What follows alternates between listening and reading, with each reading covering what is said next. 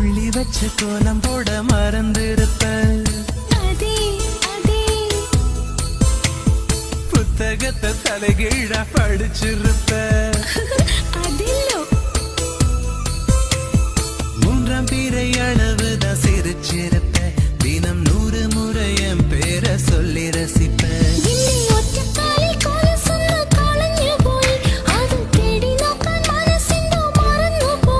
அது தப்பு இல்ல, பயப்பட தேவையில்ல.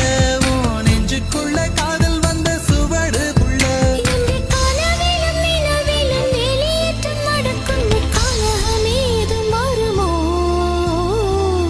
மனசுக்குள்ளே தாகம் வந்துச்சா?